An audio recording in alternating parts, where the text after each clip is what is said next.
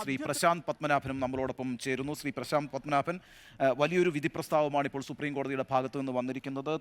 ഇടക്കാല ജാമ്യം അരവിന്ദ് കെജ്രിവാളിന് സുപ്രീം കോടതി അനുവദിച്ചിരിക്കുകയാണ്. ജൂൺ 1-ാം തീയതി വരെയാണ് അദ്ദേഹത്തിന്. അതുകൊണ്ട് തന്നെ ഈ തെരഞ്ഞെടുപ്പിൽ ഡൽഹി അടക്കമുള്ള തെരഞ്ഞെടുപ്പുകളിൽ പഞ്ചാബ്, ഹരിയാനയിലൊക്കെ വിവിധ ഘട്ടങ്ങളിലായി തെരഞ്ഞെടുപ്പ് നടക്കാനിരിക്കുമ്പോൾ ആ പ്രചാരണത്തിലൊക്കെ പങ്കെടുക്കാം. അതുകൊണ്ട് അത്തരത്തിലൊരു വിധി പ്രസ്താവന ഉണ്ടായിരിക്കുന്നത്. എന്താണ് താങ്കളുടെ ആദ്യ പ്രതികരണം? ഇപ്പോൾ വന്നിരിക്കുന്ന വിധി സ്വാഗതാർഹമാണ്. പക്ഷേ ഒരു മാസത്തിൽ കൂടുതലായിട്ട് കെജ്രിവാൾ ജയിലിലാണ്. അപ്പോൾ പ്രഥമ ദൃഷ്ട്യാ കേസില്ല എന്ന് കണ്ടെത്തിയാൽ കോടതി ഈ ബെയിൽ നേരത്തെ കൊടുക്കാമായിരുന്നു. ഒരു ഇടക്കാല ജാമ്യം കൊടുക്കുന്നതിന് ഇത്രയധികം ആലോചിക്കേണ്ട കാര്യമില്ലായിരുന്നു. സംവിധാനത്തെ ദുരുപയോഗം ചെയ്തുകൊണ്ട് അന്വേഷണ ഏജൻസികൾ കോടതിയിൽ വന്നിട്ട് പല കാര്യങ്ങൾ പറയുന്നു, വാദം നീണ്ടുപോകുന്നു. അതിൽ പ്രഥമ ദൃഷ്ട്യാ ഒരു കേസുണ്ടോ എന്ന് നോക്കിയിട്ടില്ല എന്ന് കാണുകയാണെങ്കിൽ ഈ ബെയിൽ നേരത്തെ അനുവദിക്കാമായിരുന്നു എന്നുള്ളതാണ് എൻ്റെ ലളിതമായിട്ടുള്ള ഒരു അഭിപ്രായം. ഒരു നിയമ വിദ്യാർത്ഥി എന്നുള്ള നിലയിൽ ഇതിനെ നോക്കിക്കാണുമ്പോൾ നേരത്തെ ഉണ്ടായിരുന്ന തെളിവുകളുടെ ഈ പല കാര്യങ്ങൾ അന്വേഷണ ഏജൻസികൾ കോടതിയിൽ വന്ന് പറയുമ്പോഴും ഇതൊന്നും ഇപ്പോൾ പെട്ടെന്ന് കിട്ടിയതല്ല. നേരത്തെ മുതൽ ഈ കാര്യങ്ങൾ ഇതിൽ കിട്ടിയിട്ട് ഏകദേശം ഒരു വർഷത്തോളമായി. ഇതേ തെളിവുകളുടെ അടിസ്ഥാനത്തിൽ ഇപ്പോഴെന്താണ് പ്രത്യേകമായിട്ടൊരു സാഹചര്യം ഉണ്ടായിരിക്കുന്നത്?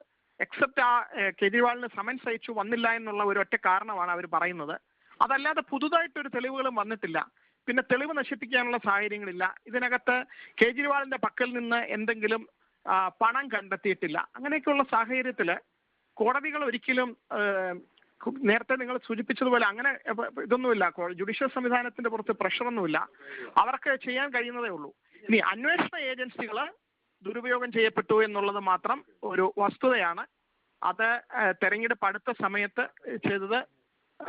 പ്രശാന്ത് പത്മനാഭൻ, ഞാനൊരു കാര്യം ചോദിച്ചോട്ടെ. ഇപ്പോൾ കോടതി നിരീക്ഷിച്ചിട്ടുള്ളൂ, നമുക്ക് ചൊവ്വാഴ്ചത്തെ ഈ വിശദമായ വാദത്തിനിടെ കോടതി ചോദിച്ചൊരു പ്രധാനപ്പെട്ട കാര്യം എന്ന് വെച്ചാൽ ഈ ക്യാമ്പയിനിൽ, ഇലക്ഷൻ ക്യാമ്പയിനിലേക്ക് പോകാൻ എന്തുകൊണ്ട് അരവിന്ദ് കെജ്രിവാളിനെ അനുവദിച്ചുകൂടാ? അയാൾ ഒരു ഹാബിച്വൽ ഒഫൻഡർ അല്ല, ഒരു വലിയ ക്രിമിനലും അല്ല. അതുകൊണ്ട് അദ്ദേഹത്തിന് അതിന് അനുവദിച്ചുകൂടെ എന്നൊരു ചോദ്യമാണ് ചോദിച്ചത്. അന്ന് ED പറഞ്ഞൊരു ചോദ്യം, അത് ഫണ്ടമെൻ്റൽ റൈറ്റ് അല്ല. ഇങ്ങനെ ധാരാളം പ്രിസണേഴ്സ്, പൊളിറ്റീഷ്യൻസ് ആയിട്ടുള്ള ഒരുപാട് ആളുകൾ അകത്ത് കിടക്കുന്നുണ്ട്. അപ്പം രാഷ്ട്രീയക്കാർക്കും മറ്റു പൗരന്മാർക്കും രണ്ട് നീതി എന്നൊരു പ്രശ്നം ഉണ്ടാകാൻ പാടില്ല എന്നൊരു വാദവും ഉന്നയിച്ചിരുന്നു. ആ വാദമുഖത്തിന് എന്തെങ്കിലും പ്രസക്തിയുണ്ടോ? ആ വാദമുഖത്തിൽ നിന്ന് മനസ്സിലാക്കേണ്ടത് അന്വേഷണ ഏജൻസികൾ സെലക്റ്റീവായിട്ട് പ്രതിപക്ഷത്തുള്ള നേതാക്കന്മാരെ ടാർഗറ്റ് ചെയ്യുന്നു എന്നുള്ളതാണ്. കാരണം നേരത്തെ ഹാർദിക് പട്ടേലിന്റെ ഒരു കേസിൽ അദ്ദേഹത്തിനെതിരെ വിധി വന്നിട്ട് ആ വിധി കൺവിക്ഷൻ സ്റ്റേ ചെയ്ത് മേടിച്ച് അപ്പീൽ കോടതിയിൽ നിന്ന്, അതിനുശേഷം അദ്ദേഹത്തിന് ഇലക്ഷന് മത്സരിക്കാനും ജയിക്കാനും ഒക്കെയുള്ള സാഹചര്യം BJP-യിൽ ചേരുകയും ചെയ്തു. അതേപോലെ ഒരു പ്രതിപക്ഷത്തുള്ള ഒരു മുഖ്യമന്ത്രിയായിട്ടിരിക്കുന്ന അദ്ദേഹത്തിനെതിരെ കോടതി ഒരു ശിക്ഷ വിധിച്ചിട്ടില്ല. ആരോപണങ്ങൾ മാത്രമാണ്. ഒരാള് കുറ്റക്കാരനെന്ന് കോടതി കണ്ടെത്തുന്നതുവരെ നിരപരാധിയാണ്. താങ്കൾ ഇപ്പോൾ ഇടയ്ക്ക് സൂചിപ്പിച്ചൊരു കാര്യം വളരെ പ്രധാനമാണ്. അതുകൊണ്ട് ഞാനൊന്ന് ആവർത്തിച്ച് ചോദിക്കുകയാണ്. ഇത് പ്രഥമ ദൃഷ്ട്യാ ഇക്കാര്യത്തിൽ ഒരു കേസില്ല എന്ന് കോടതിക്ക് ബോധ്യപ്പെട്ടതിൻ്റെ അടിസ്ഥാനത്തിലാണോ ഈ ഇടക്കാല ജാമ്യം നൽകിയത്? അതോ തെരഞ്ഞെടുപ്പ് പ്രക്രിയയിൽ ഒരു രാഷ്ട്രീയ നേതാവ് എന്നുള്ള നിലയിൽ തൽക്കാലം അരവിന്ദ് കെജ്രിവാൾ പ്രചരണത്തിനായി ഇറങ്ങട്ടെ എന്നുള്ള ഒരു ജനാധിപത്യ ബോധത്തിന്റെ അടിസ്ഥാനത്തിലുള്ള തീരുമാനമാണോ?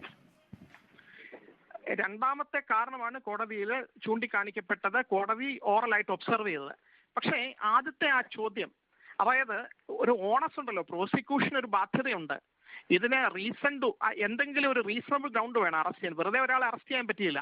ഈ കേസിൽ ഇതിലെ ഇൻവോൾവ്മെന്റ് ഉണ്ട്, എന്തെങ്കിലും ഒരു കാരണം വേണം. ആ കാരണത്തിന് എന്തെങ്കിലും ഒരു തെളിവ് വേണം, എന്തെങ്കിലും പ്രഥമ ദൃഷ്ട്യാ ഒരു ന്യായമായിട്ടുള്ള റീസണിങ് വേണം. അതൊന്നും ഇല്ലാതെ ഒരാൾ അറസ്റ്റ് ചെയ്യുമ്പോൾ കോടതിക്ക് പ്രഥമ ദൃഷ്ട്യാ ബോധ്യപ്പെടണ്ടേ ഇതിനകത്ത് അന്വേഷണ ഏജൻസികൾ മിനിമം കെയർ ഉപയോഗിച്ചിട്ടുണ്ട്? അല്ല, അന്വേഷണ ഏജൻസികളോടുള്ള ഒരു ചോദ്യം കോടതി ചൊവ്വാഴ്ച ചോദിച്ചത്, നിങ്ങൾ 2 വർഷമായിട്ട് ഇത് അന്വേഷിച്ചുകൊണ്ടിരിക്കുന്നത്, എന്തുകൊണ്ടാണ് ഇപ്പോൾ ഈ അറസ്റ്റ് എന്നൊരു ചോദ്യം ചോദിച്ചിട്ടുണ്ട്.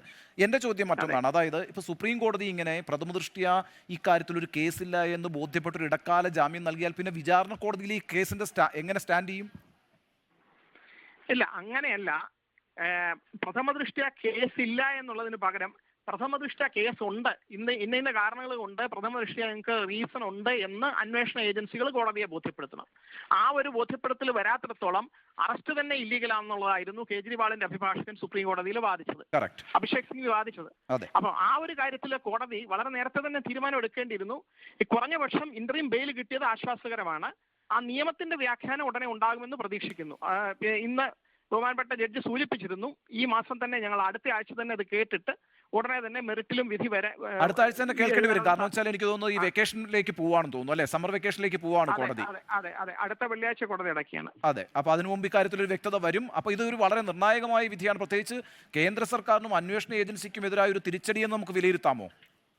അല്ല, അത് വ്യക്തമായിട്ടുള്ള ഡീറ്റെയിൽഡ് ജഡ്ജ്മെന്റ് ഈ മെറിറ്റില് അടുത്ത ആഴ്ച വാദം കേട്ടിട്ട് അത് ഇങ്ങനെയുള്ള കേസുകളിൽ എന്തായിരിക്കണം ഏജൻസികൾ ചെയ്യേണ്ടത്, കോടതികൾ എന്താണ് പരിഗണിക്കേണ്ടത് എന്ന് സുപ്രീം കോടതി ലോ ലേ ഡൗൺ ചെയ്ത് കഴിഞ്ഞാൽ അത് സുപ്രധാനമായ ഒരു വിധിയായിരിക്കും.